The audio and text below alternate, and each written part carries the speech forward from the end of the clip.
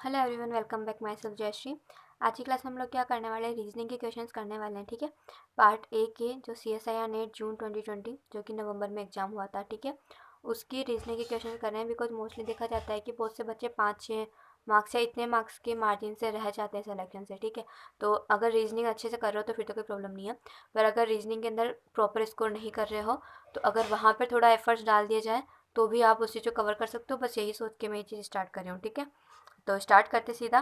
First question देखो, a couple lives in a house with their sons and daughters and no one else. ठीक है, couple जो है has 4 sons and each of the sons has exactly 2 sisters.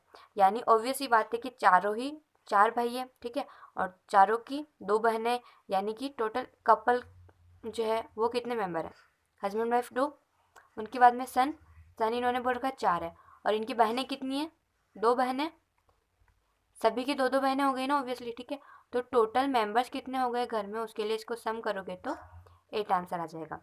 ठीक है, उसके बाद में नेक्स्ट क्वेश्चन देखो, a bank pays interest to its depositors compounded yearly if a deposit becomes ₹5,4,000 at the end of third year and rupees this at the end of sixth year, what is the principal invested in the deposit. तो देखो, compound interest के according जब हम finally amount बनाते हैं तो amount का formula कैसे निकलता है, हम लोग मान लेते हैं जो प्रिंसिपल अमाउंट है वो P है। ठीक है, तो हमको यहाँ पर जो 3 साल है उसके बाद में अमाउंट कितना दे रखा है, 5,4,000।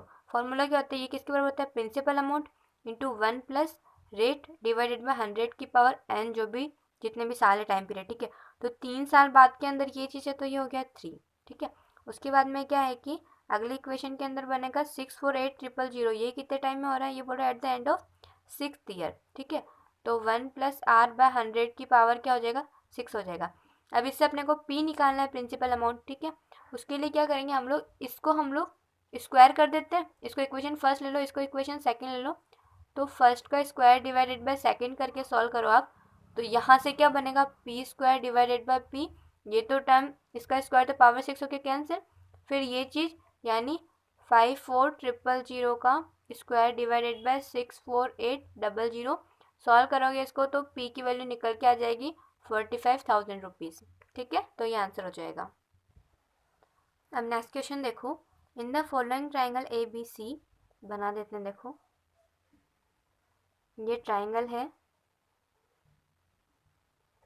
ए बी सी, यहाँ पर बोल रखा है कि इस तरीके से ये डी पॉइंट है, ये जो बी सी है ये टोटल कितना दे रखा है, 15 सेंटीमीटर दे रखा है, ये 7 सेंटीमीटर है, ये 12 सेंटीमीटर है। ठीक है, अब यहाँ पर ये डी कुछ इस तरीके से है कि triangle A D C and triangle A B C जो है वो सिमिलर है। अब यहाँ पर देखना थोड़ा सा इन्होंने इसके अंदर ये चीज़ मैटर करती है कि आप ट्राइंगल को लिख किस तरीके से रहे हो। ठीक है, तो एग्जैक्टली ये ऐसा होगा कि ए डी सी जो है वो बी ए सी के सिमिलर हो रहा होता है। आप एंगल कॉमन लेके के उस तरीके से सॉल्व करके देखोगे सिमिलरिटी से, तो ये समझ आ जाएगी। ठीक है, तो सिमिलर ट्राइंगल है अगर ये दोनों, तो इसका मतलब क्या होगा कि इनका जो साइड्स का रेशियो है वो बराबर होना चाहिए। मतलब क्या है कि जैसे A D divided by B A लिखो, A D divided by B A, वो किसके बराबर होना चाहिए, यहाँ के डी सी और यहाँ से ए सी ले लो। ठीक है, डी सी डिवाइडेड बाय ए सी ले लो। ठीक है, और अगला क्या हो सकता है, ये दोनों अब फर्स्ट और सेकंड ले लो। ठीक है, यानी यहाँ से कौन सा ले लो आप, ए सी डिवाइडेड बाय यहाँ से कौन सा ले लो, बी सी ले लो। ठीक है, अब इसके अंदर हमको पता क्या क्या है, ए बी पता है, ठीक है, ए सी पता है, बी सी पता है, और कैलकुलेट क्या करना है हमको, ए डी की वैल्यू कैलकुलेट करनी है। ये तीनों पता है और ये कितना होगा जो बताना है, तो कौन सा वाला, ये वाली चीज़ यूज में ले लूँ मैं। ठीक है, तो ए डी किसके बराबर हो जाएगा, इसको उधर भेजेंगे तो ए बी या फिर B A into A C divided by B C. A B की वैल्यू कितनी दे रखी है, 7 सेंटीमीटर, ए सी की 12 डिवाइडेड बाय बी सी की वैल्यू कितनी है, 15 है। ठीक है, 84 डिवाइडेड बाय 15, सॉल्व करो क्या आएगा, 5 टाइम्स में 75, 9 बचेगा, 15 6 या 90, तो 5.6। ठीक है, तो इसका आंसर जो है वो कितना निकल के आ जाएगा, ए डी की वैल्यू 5.6 सेंटीमीटर या जो भी यूनिट है वो निकल के आ जाएगी। ठीक है, हाँ सेंटीमीटर, राइट। तो यहाँ पर बस सिमिलैरिटी के अकॉर्डिंग आपको पता है कि रेशियो जो है सेम रहता है, रेशियो देख लो और फिर सॉल्व कर लो। ठीक है, अगला क्वेश्चन देखो अब क्या है, 10 glass vases were to be packed 1 each in 10 boxes mark glass, ठीक है। और 12 ब्रास वेसेस है उनको पैक किया जाता है 12 बॉक्सेस में जिनका ऊपर ब्रास लिखा हुआ है, ठीक है। अब ऐसा होता है कि 4 आपस में मिक्स हो जाते हैं, ठीक है, 4 वेसेस और बॉक्सेस आपस में मिक्स हो जाते हैं। एक कस्टमर है, वो एक तो ग्लास ऑर्डर करता है, ठीक है, और एक ब्रास वेस ऑर्डर करता है, और उनको प्रॉपरली मैच्ड बॉक्सेस में दिया हुआ है, यानी कि उसके अंदर वही पड़ा हुआ है जो चाहिए, ठीक है।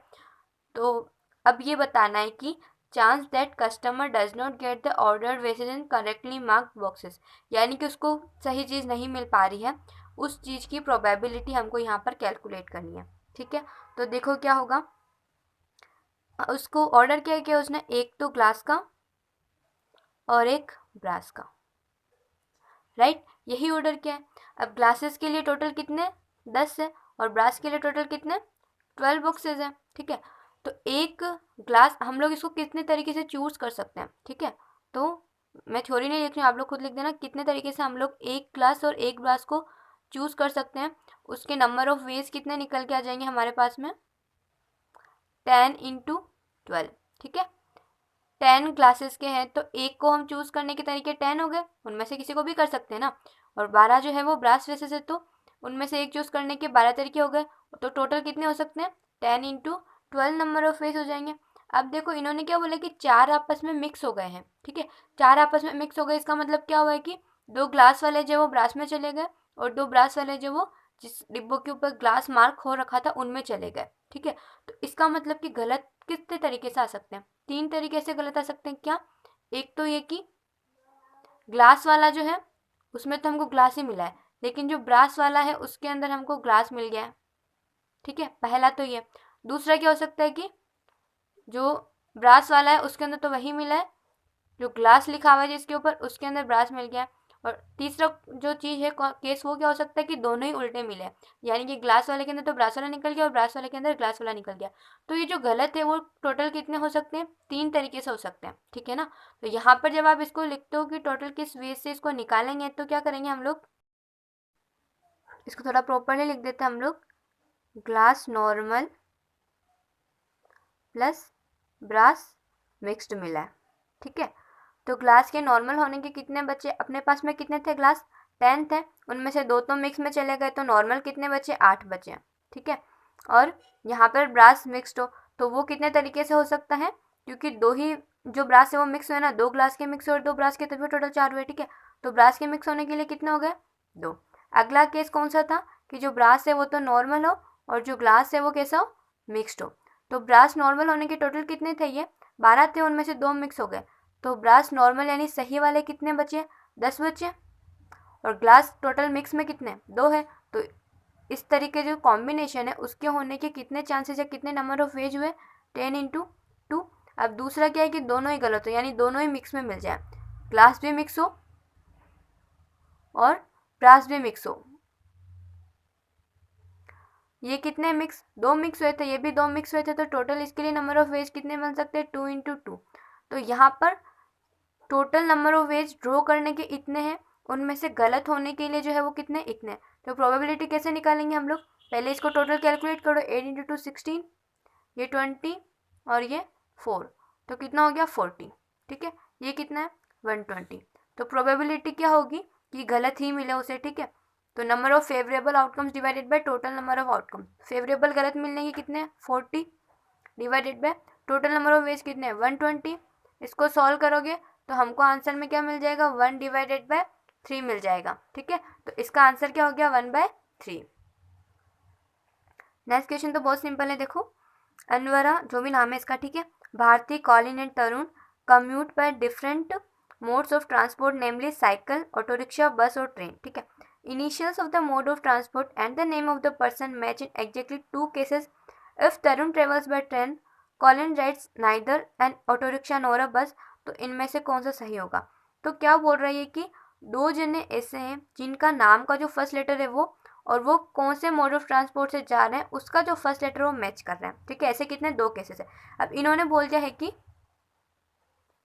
तरुण जो है ना वो किससे जा रहा है ट्रेन से जा रहा है, इसका भी टी एक ही मैच हो रहा है, ठीक है। दूसरा बोल रहा है कि जो कॉलिन है वो ना तो ऑटो रिक्शा से जा रहा है ना ही वो बस से जा रहा है। अब ट्रेन से तो ये जा रहा है और वो ऑटो रिक्शा और बस दोनों से नहीं जा रहा है, इसका मतलब कि उसके पास सिर्फ एक ही ऑप्शन है, साइकिल से जा रहा होगा। ये जा रहा है साइकिल से। इसका फर्स्ट लेटर भी सी, इसका फर्स्ट लेटर भी सी, और इन्होंने क्या बोला है कि सिर्फ 2 ही बार ऐसा केस मैच कर रहा है। तो अब जो अनवरा है और जो भारती है, इनके पास में क्या चॉइस है, इनके पास में ऑटो रिक्शा और बस वाली चॉइस है। तो अनवरा अब ऑटो रिक्शा से जा नहीं सकती, क्यों? क्योंकि अगर उसका भी फर्स्ट लेटर क्या ए है और इसका भी फर्स्ट लेटर ए है, तो इसका मतलब दोनों सेम लेटर हो नहीं सकते, क्योंकि 2 केसेस बन चुके हैं। तो इसको किससे जाना पड़ेगा? इसका मतलब ये बस से जा रही होगी और ये किससे जा रही होगी? ऑटो रिक्शा से जा रही होगी। ठीक है, तो ऑप्शन ए क्या है, अनवरा राइड्स इन ऑटो रिक्शा, तो पॉसिबल ही नहीं है। ठीक है, क्योंकि ऐसे नहीं 2 बार मैच नहीं कर सकता है। अगला है कि अनवरा राइड्स बाय बस, तो ये जो है वो बस से जा रही है, तो बी ऑप्शन जो है वो इसका सही आंसर हो जाएगा। ठीक है, बाकी सी और डी भी आप देख सकते हो कि गलत है। तो 5 क्वेश्चन हो गए हैं, बाकी हम लोग नेक्स्ट जो वीडियो होगा उसमें करेंगे। ठीक है, तो आई होप आप लोग के लिए बेनिफिशियल रहा हो। Thank you, bye bye.